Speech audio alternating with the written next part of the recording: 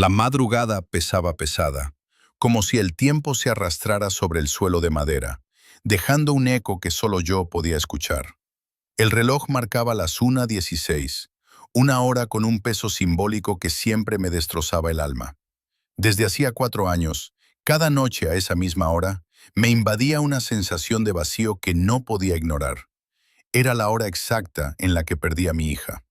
Era la hora en que el mundo se partió en dos, y yo quedé atrapado entre lo que fue y lo que nunca más sería. La ventana del pasillo vibraba con el viento helado que llegaba desde el bosque. Vivía solo, demasiado solo. Mi esposa se marchó al poco tiempo del accidente. Decía que no podía soportar las voces que yo decía escuchar, ni mis ataques de insomnio, ni mis silencios desesperados. No la culpo.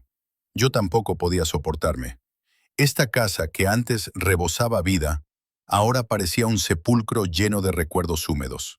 Miraba el techo desde hacía horas sin poder cerrar los ojos.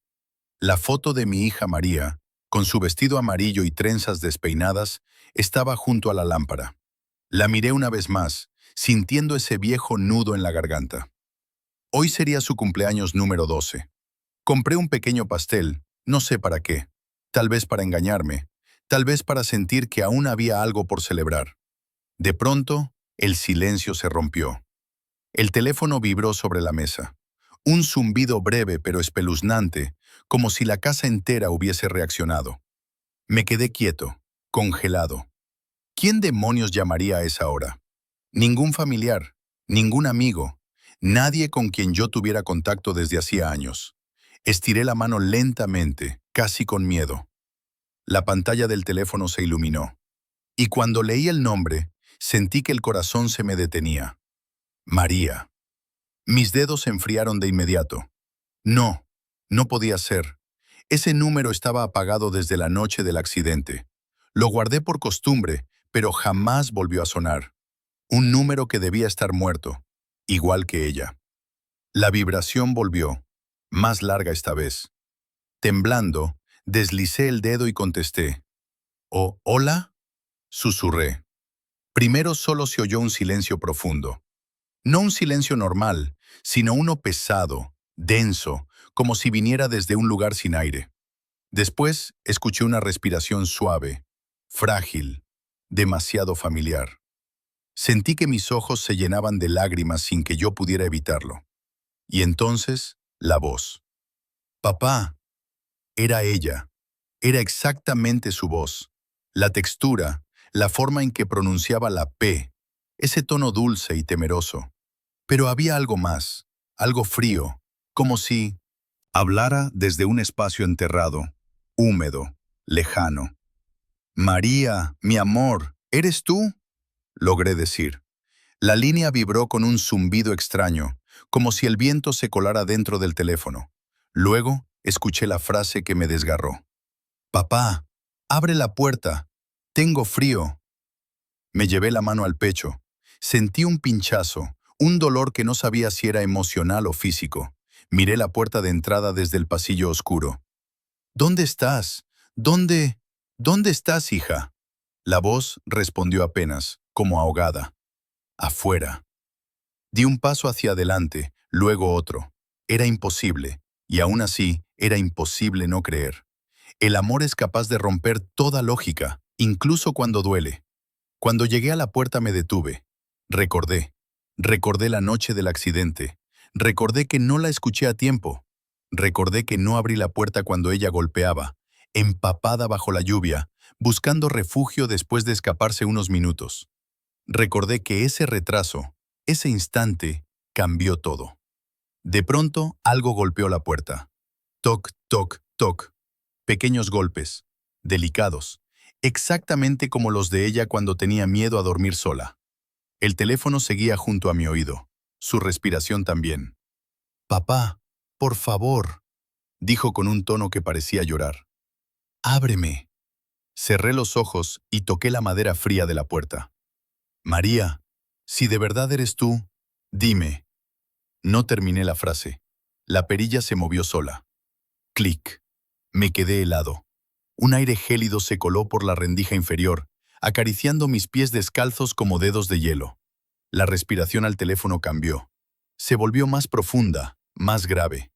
No me dejes afuera, otra vez. El alma se me quebró. ¿Otra vez? María, ¿de qué estás hablando? Pero lo que respondió ya no era la voz de mi hija. Era una voz doble, humana y no humana, cálida y hueca al mismo tiempo. Déjame entrar. La puerta vibró. La perilla giró un poco más. El frío aumentó tanto que pude ver mi propio aliento. Retrocedí varios pasos, temblando. «¡Dime quién eres!», grité, más por miedo que por valentía. El teléfono soltó una interferencia aguda. Luego, una voz susurró algo que me paralizó completamente. «Soy lo que dejaste atrás». La puerta se sacudió. ¡Bam! Y entonces, la perilla empezó a girar por completo. Cuando todo ocurrió aquella madrugada, juré que nunca volvería a responder una llamada desconocida. Pero los días siguientes se volvieron inquietantemente silenciosos, como si el mundo entero contuviera la respiración, esperando mi decisión. Yo seguía repitiendo que quizá había sido una coincidencia, un fallo del teléfono, un cruce extraño de líneas. Las personas que pierden a quienes aman buscan señales en cualquier parte. Yo no quería convertirme en uno de ellos. Pero la voz era la suya. Esa mezcla entre inocencia y urgencia, igualita a cuando venía corriendo a mi cama después de una pesadilla. Durante la semana el ambiente de la casa comenzó a cambiar. No eran grandes cosas, sino detalles que reconocí al instante. Su perfume de vainilla flotando en el pasillo, el sonido de sus pasos suaves en el piso de madera, el tintineo de la campanita que le colgaba a su mochila. Tragué saliva muchas veces, tratando de convencerme de que era mi mente jugándome trucos crueles. Pero la sensación de que no estaba solo se volvía más clara. A veces, al pasar frente a su habitación, la veía apenas abierta cuando yo juraría haberla dejado cerrada. Y una vez, al entrar, el peluche favorito de mi hija estaba colocado en la cama justo donde ella lo dejaba antes de dormir. Comencé a preguntarme cosas que jamás imaginé cuestionar. ¿Y si los muertos encuentran formas de volver? ¿Y si no descansan porque sienten demasiado frío?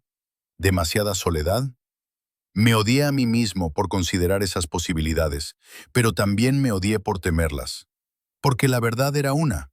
Si mi hija estuviera viva de alguna manera, aunque fuera solo un susurro, una sombra o un recuerdo aferrándose al mundo, yo quería verla. Quería abrazarla una vez más. Esa ansiedad creció hasta convertirse en un peso insoportable. No dormía, no comía, apenas respiraba. Mi familia comenzó a preocuparse. Me dijeron que debía buscar ayuda, que estaba reviviendo el duelo, que era peligroso. Pero ¿cómo explicarles que yo no estaba adivinando, imaginando ni soñando? ¿Cómo decirles que escuchaba su risa en el patio cada noche? Que la puerta de la entrada se agitó 2 veces, como si alguien la empujara tímidamente desde afuera. El 8.º día después de la llamada, ocurrió algo definitivo. Desperté a las 3 de la mañana con un sonido débil y repetitivo. Venía del pasillo, justo al frente de la puerta de la casa. Me levanté, caminé sin encender las luces y me acerqué lentamente. Era un golpecito seco, suave, casi con miedo, como cuando un niño toca la puerta sin querer molestar demasiado. Mi corazón golpeaba tan fuerte que en cualquier momento pensé que se rompería. Acerqué el oído a la madera temblando, y entonces la escuché. Una respiración pequeña, como la de un niño cansado, tiritando. «Papá, tengo frío». Sentí las piernas fallarme. Toqué la chapa de la puerta sin pensar, impulsado por un instinto más fuerte que el miedo, el amor. Pero en cuanto intenté girarla, un aire helado pasó por el pasillo, tan helado que me quemó la piel. El golpecito se detuvo. Y de pronto, desde el otro lado, escuché algo que no era la voz de un niño. Era más profunda, más arrastrada, como si imitara a mi hija, o la recordara. Me habló con una calma que me paralizó. «No la dejes sola, está esperando». Me alejé retrocediendo como pude, tropezando con la alfombra. La puerta quedó inmóvil, silenciosa, pero el frío permaneció durante horas. No pude dormir. Me quedé sentado, con las manos temblando, hasta que salió el sol. Ese mismo día fui al cementerio. La tumba estaba cubierta de hojas secas, como siempre, pero algo era distinto. El suelo estaba removido, apenas unos centímetros, como si algo hubiera rasguñado desde dentro. Y ahí supe que ya no había marcha atrás, que no era una ilusión, que algo había regresado y que quería entrar. Si quieres, ahora te escribo. El día después de ver la tierra removida sobre la tumba de mi hija, algo en mí se quebró. No era solo miedo, era una mezcla insoportable de incertidumbre, culpa y un deseo que jamás confesé a nadie. El deseo de que fuera real, de que, aunque fuera imposible, mi hija estuviera buscándome. Esa noche regresé a casa antes de que oscureciera. Cerré puertas, ventanas, cortinas. Apagué todas las luces menos una, la del pasillo. Me senté frente a la puerta principal, igual que la última vez, como si estuviera esperando a un visitante que nunca debería llegar. Pero en el fondo, lo esperaba, lo necesitaba. A las 12:58 de la madrugada empezó el frío. No era un frío normal, era un frío seco, profundo, como si la casa se hubiera hundido de pronto en un viejo pozo. Las paredes crujieron, el aire se volvió pesado, y un leve vapor salió de mi boca. Me quedé inmóvil, respirando con dificultad. A la 1 en punto sonó el teléfono. No contesté. Esta vez me quedé mirando la pantalla encendida, viendo el número desconocido parpadear una y otra vez. El tono siguió, insistente, casi desesperado, hasta que de repente se detuvo. El silencio fue tan absoluto que escuchaba mis propios latidos amplificados. Entonces vino el sonido. Un golpe suave. Toc, toc. Me puse de pie sin querer hacerlo. Mis pies se movieron solos. Mis manos temblaban, pero mi corazón ardía. Me acerqué a la puerta muy lentamente. Un segundo golpe. Toc, toc, y luego su voz.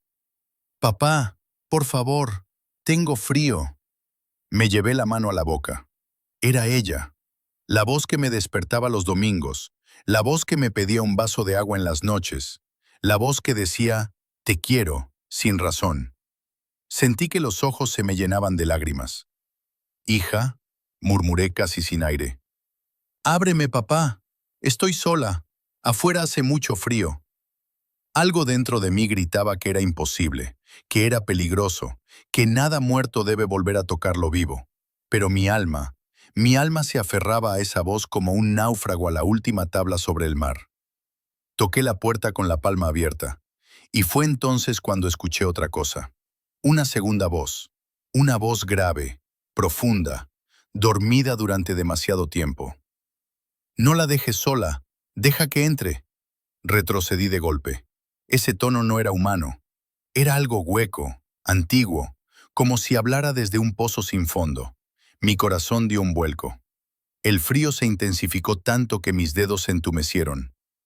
«Papá», repitió mi hija, ahora más cerca, demasiado cerca, como si su boca estuviera pegada a la madera. «No me dejes aquí». Vi la sombra por debajo de la puerta. 2 pies pequeños, descalzos, mojados. Era ella, o lo que quedaba de ella. Mi respiración se aceleró. Di 2 pasos hacia atrás, luego 3. La sombra no se movió, pero la voz grave volvió a hablar. «Abre la puerta, o entrará de todas formas». La madera vibró como si algo enorme hubiera apoyado sus manos sobre ella. Escuché el crujido del marco, un susurro helado que se filtró por la rendija. Y entonces, algo más sucedió. La voz de mi hija cambió. No se volvió monstruosa, no se volvió maligna, se volvió triste, muy triste. «Papá, no soy yo». Me congelé. «Papá, no escuches a lo que está conmigo». La sombra tembló. Los pies pequeños se retiraron de la rendija. Luego escuché un suspiro, uno que reconocí al instante, uno que mi hija hacía cuando tenía miedo de verdad. «¡Corre!». La puerta tembló como si algo la golpeara desde afuera con una fuerza brutal. El marco se abrió medio centímetro. Un aire negro, espeso, se coló por la rendija. La casa entera pareció respirar como un animal gigante. Yo retrocedí corriendo por el pasillo, tropezando con muebles, cayendo varias veces. Me refugié en su habitación, la habitación que no había tocado desde su muerte, y cerré la puerta con seguro. El corazón me latía tan rápido que pensé que se me rompería. Desde la sala llegó un golpe ensordecedor. ¡Bam! Luego otro. ¡Bam! Y después una risa. No la de un niño, no la de un humano. Eventualmente, todo cesó. El frío se fue. La casa quedó en silencio. Al amanecer me atreví a salir. La puerta principal estaba intacta, como si nada hubiera pasado. No había huellas, no había marcas, no había señales de fuerza. Solo encontré una cosa. En el piso, junto a la puerta, la pequeña pulsera rosa de mi hija, la que llevaba puesta el día de su funeral. La tomé con las manos temblorosas, y desde entonces, cada noche, temo las 1 de la madrugada, porque sé que volverá. Sé que no está sola, y sé que lo que viene con ella no quiere entrar para verla, quiere entrar para verme a mí.